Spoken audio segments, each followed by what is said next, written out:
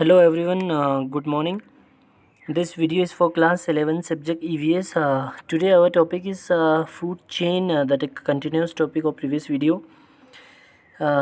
हम food chain पढ़ रहे हैं। कल आप लोगों को समझाया था हमने, कल का जो थोड़ा बहुत प्रीवियस वीडियो के बारे में अगर बता दें आप लोगों को, थोड़ा बहुत रिवाइज़ करेंगे तो कल हमने एक टॉपिक पढ़ा था कि फूड चेन के अंदर कितना एनर्जी ख़ासकर एक ट्रॉपिक लेवल से दूसरे ट्रॉपिक लेवल तक कितना परसेंटेज ऑफ एनर्जी ट्रांसफ़र हो जाता है वो पढ़ा था आप लोगों को।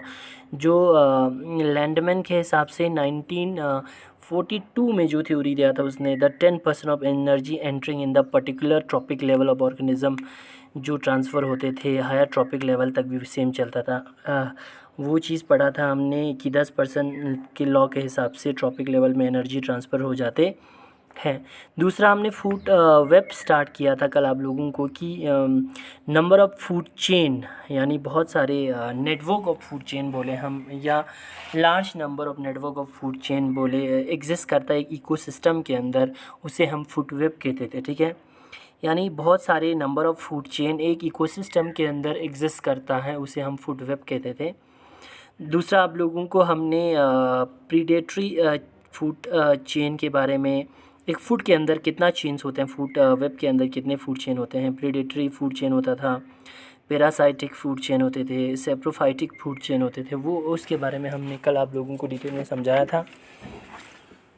आज जो थोड़ा हमारे पास बचा हुआ है, ख़ासकर इम्पोर्टेंस ऑफ फूड चेन और थोड़ा ट्रॉपिक लेवल के बारे में आप लोगों को समझाएंगे। सबसे पहले तो आप लोग यहाँ देखें,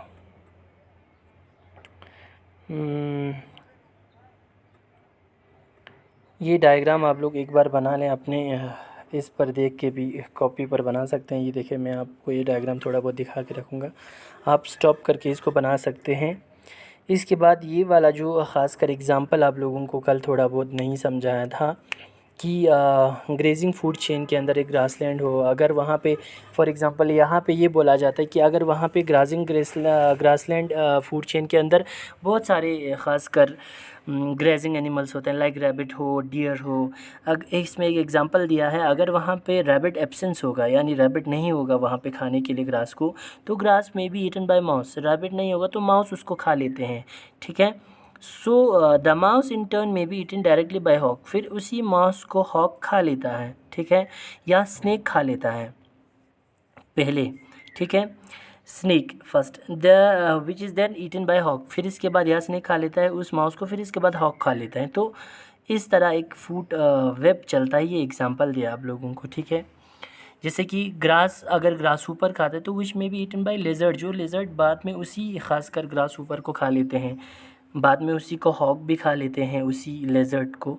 तो इसके अंदर नंबर ऑफ़ फूड चेन के अंदर बहुत सारे नंबर ऑफ़ फूड चेन चलते हैं एक फूड वेब के अंदर। ठीक है, लाइक यहाँ पे आप लोगों को ग्रासेस का अगर एग्जांपल दे दो, देखो आप लोग कि ग्रास को अगर रैबिट भी खाते हो तो रैबिट को सीधा हॉक खा लेते हैं। ग्रास को अगर ग्रास ऊपर खाते हैं तो इसके बाद ग्रास ऊपर उस लेजर्ड उस ग्रास ऊपर को खाते हैं, तो फिर हॉक उस लेजर्ड को भी खा लेते हैं, हॉक उस रैबिट को भी खा लेते हैं। ठीक है, ग्रास अगर ग्रास ऊपर खाते हैं तो हॉक उस ग्रास ऊपर को भी खा लेते हैं। ठीक है, माउस अगर ग्रास को खा लेते हैं तो, ठीक है, तो स्नेक उस माउस को भी खा लेते हैं, हॉक उस माउस को भी खा लेते हैं जो स्नेक खा लेते हैं। तो ये चीज़ है। ठीक है, यानी एक ग्रासलैंड के अंदर बहुत सारे ख़ासकर number of animals same species को खा लेते हैं, ग्रासेस जो ग्रेजिंग एनिमल्स हैं। दूसरा थोड़ा बहुत इंपॉर्टेंस जो फूड वेब का दिया है कि फूड वेब क्या प्रोवाइड करते हैं। सबसे ज़्यादा तो इकोसिस्टम में स्टेबिलिटी प्रोवाइड करते हैं, यानी stable interactions of many animals के अंदर जितने सारे इंटर रिलेशंस हैं वो स्टेबलाइज करते हैं उस इकोसिस्टम को, डिफरेंट एनिमल की इंटरेक्शन की वजह से। ठीक है, दूसरा खासकर उन्हें अल्टरनेट सोर्स प्रोवाइड करते हैं, यानी एक टाइप के सोर्स ऑफ फूड नहीं होते हैं। एक फूड वेब के अंदर बहुत सारे फूड चेन्स होने के कारण अल्टरनेट होता है इनको फूड सोर्सेस। ठीक है, तीसरा यहाँ पे आप लोगों को ये कि it check the over population of various organism, अलग अलग ऑर्गेनिजम्स की अलग अलग वेरियस पॉपुलेशन, तो हमें फूड वेब से पता चल जाता है कि कितना उस पर्टिकुलर लिविंग स्पीशीज़ के ऑर्गेनिजम्स कितना बढ़ जाता है। No organism get starved, food web के अंदर कोई भी ऐसे ऑर्गेनिज्म, कोई भी स्पीशीज़ एनिमल के वो भूखा नहीं रहते हैं। सो this is all about the importance of food web. दूसरा यहाँ पे आप लोगों को दिया है कि ट्रॉपिक लेवल एक्सप्लेन किया हुआ है, ठीक है, कि ट्रॉपिक लेवल क्या होता है, ठीक है।